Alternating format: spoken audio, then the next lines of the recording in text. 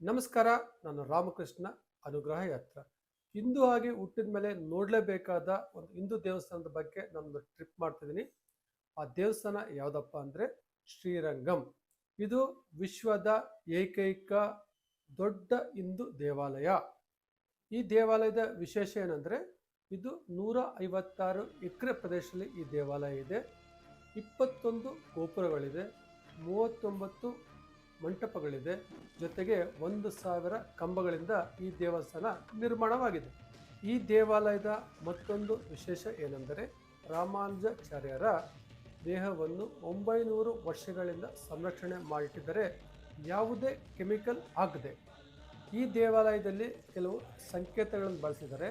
ಅದರಲ್ಲಿ ಕಣ್ಣಿಲ್ಲದ ಹಲ್ಲಿ, ಬಾಲವಿಲ್ಲದ ಕುದುರೆ, ಬಾಲವಿಲ್ಲದ ಮೀನು ಮತ್ತು ಒಂಟಿ ಕಾಲಿನ ಗರುಡ.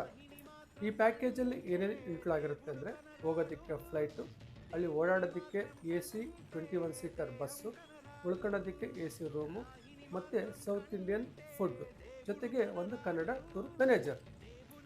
ಆಮೇಲೆ ನವಗ್ರಹದಲ್ಲಿ ದೊಡ್ಡ ದೇವಸ್ಥಾನ ಗುರು ದೇವಸ್ಥಾನ ನೋಡಿ ತಿರ್ಚಿಲಿ ಹಾಲ್ಟ್ ಆಗ್ತೀವಿ. ನೆಕ್ಸ್ಟ್ ಡೇ ಮಾರ್ನಿಂಗ್ ನಾವು ಬೆಳಿಗ್ಗೆ 7 ಗಂಟೆಗೆ ನಾವು ತಿರ್ಚಿಯಿಂದ ಒಂದೇ ಬಾರಿ ಟ್ರೈನಲ್ಲಿ ಹೊರಡ್ತೀವಿ. 1 ಗಂಟೆಗೆ ಬೆಂಗಳೂರಿಗೆ ಬರ್ತೀವಿ. ಇಷ್ಟೆಲ್ಲ ಸೇರಿ ಒಬ್ಬರಿಗೆ 8,000 ರೂಪಾಯಿ ಇರುತ್ತೆ.